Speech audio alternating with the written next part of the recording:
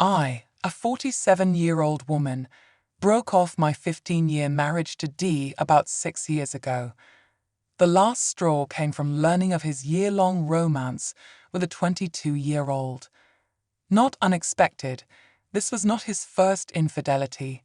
For me, our relationship had been unhappy and unhealthy, on the brink for a long period. This insight gave the much-needed break I had been seeking. Divorce was a trying situation, especially if one had 3 children now in their early 20s. I was the primary provider, hence I let Dee live in the house's guest suite. I eventually had enough and begged his leaving after he started acting aggressively with me a year after the divorce. A few years later, Dee came upon someone else who seemed to be a far more fit couple than he and I ever were. I valued the love her daughters showed for her. She first seemed aloof, always turning down invites to family gatherings at my house. Dee informed me she was scared of me and didn't want to disturb family time. She was now part of the family, so I tried to reassure her. Gradually, she started to show up for sporadic gatherings. I recently discovered the underlying reason for her first aloofness. My twins, who were temporarily living with them, came up to me anxious. They wanted to share something, but they requested me not to tell their dad or get mad. I assured them the protection of their secret. Dee revealed that he had told his partner I had twice cheated on him. He said this was the reason we had parted up. I started to laugh.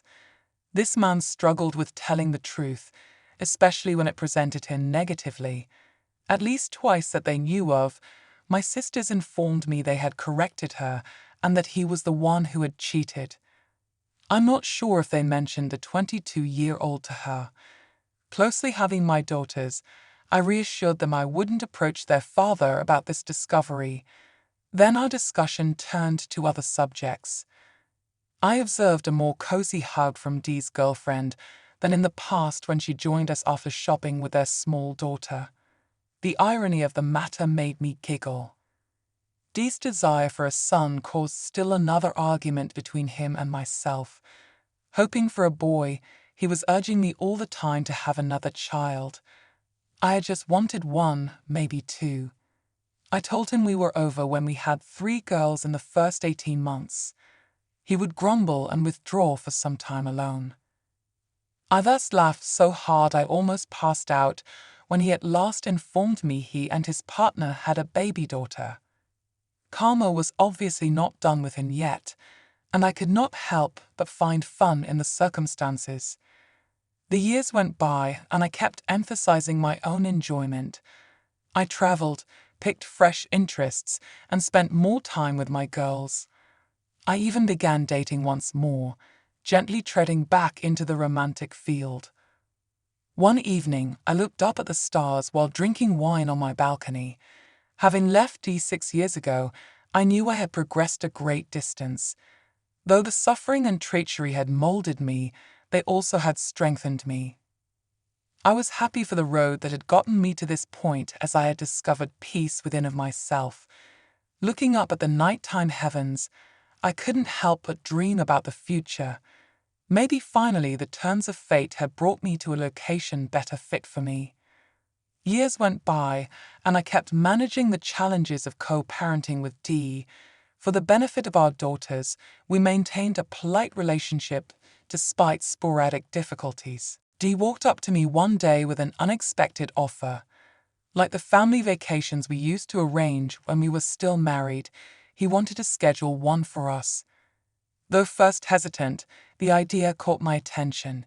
It could be a way for my kids to make fresh memories and mend past hurts. We scheduled a week-long beach excursion with great thought and compromise. Originally tense, the stress started to fade over the course of the days.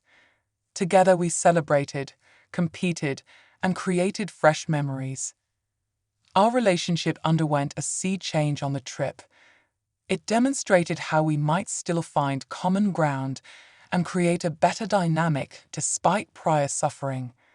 Though our personal relationship had ended, our daughters were delighted, and it was a wonderful reminder of the love and connection that still existed between us. I started to let the possibility of love reopen as I kept healing and growing. Ethan was a wonderful individual I met. He was friendly, helpful, and sympathetic. He embraced me as exactly I was, warts and all. Having Ethan at my side helped me to find peace and contentment, not something I had in years. His own daughters loved him, and he treasured them. We created a wonderful life together, full of laughter, love, and common objectives. Looking back on my path, I realized that my past had molded me into the woman I was now. It had imparted to me self-love's value, fortitude, and strength. And even if my history would always cause pain, it no longer defines me. I had discovered pleasure, healing, and a fresh sense of direction. I found myself thinking back on the journey that had brought me to this point as Ethan, and I grew comfortable in our life. Along with great suffering and treachery, I had discovered amazing fortitude and perseverance. The difficulties I had encountered had molded me into a more autonomous, stronger woman.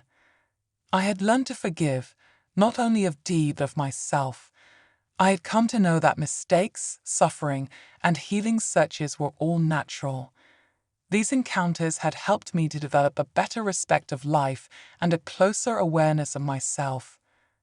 One day I came into a picture of me and Dee on our wedding day while looking through old pictures.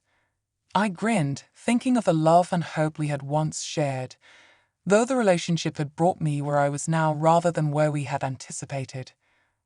Though horrific, I knew that the past belonged to me. It had molded my experiences, guided my decisions, and finally helped me to define myself.